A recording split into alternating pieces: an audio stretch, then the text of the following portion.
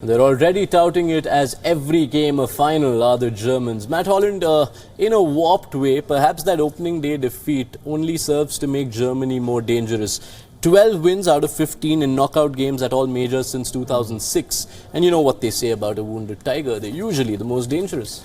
Well, I think what Joachim Löw more than likely will do is make some changes.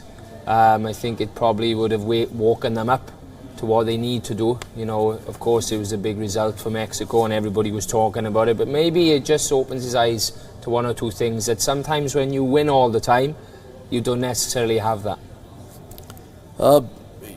You mentioned the talk about Germany being disoriented. It was obviously all over the place. We're going to bring up the starting 11 that Joachim Löw did field in that game shortly. And one change is already a certain. Mats Hummels at the back is likely to miss out with his injured neck. So one of Antonio Rudiger, Niklas Süle expected to come up. But as you go across the rest of the 11 that played, you had Plattenbrat on the left flank. There's talk of him changing. What else would you shake up, if at all? I think that I'd like to see Gundogan play. I think he's a top player. I mean, Khedira's been around for multiple years now, many tournaments. Toni Kroos I would never leave out. You know, he's an exceptional footballer and he'll always, I think, be the engine in that team. He'll step his game up, I think, for this one. So Gundogan and Kroos in midfield I'd like to see. And potentially Özil to come out. Özil to come out for Royce. Unfortunately, we'd all have to be seeing Leroy Sané on the left-hand side, but he's not here. So I think, you know, the one or two changes that will come in those positions. All right. If you look at the matchup between these two teams, the last two matches that these teams played, both during the 2014 World Cup qualifiers, yielded 16 goals. Germany winning the second 5-3 and the first was a 4-4 draw. But Sweden aren't a team which necessarily gives the world the kind of goals one wants to see. In their last 10 matches, 5 goals scored and 6 conceded.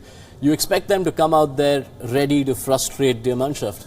Well, I think if you look back on previous tournaments, you know, there's been 2 or 3 strikers that will be on the minds of many. Of course, Zlatan, Henrik Larsson, Marcus Hallback.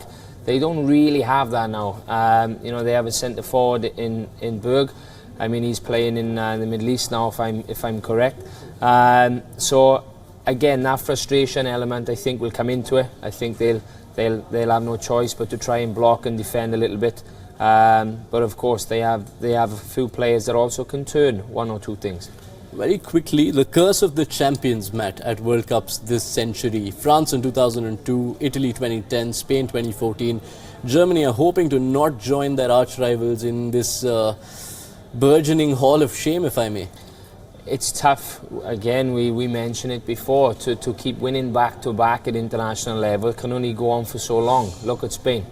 You know, they were awful in the 2014 World Cup, and it's not easy because naturally, when you keep winning, you believe you are doing the things right, and you know, you still have to evolve and change.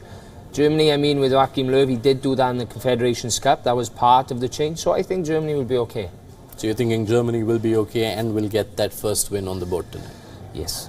And Matt Holland are in agreement. Germany's fate in the group will also be decided in no small part by what happens in the earlier fixture in Group F.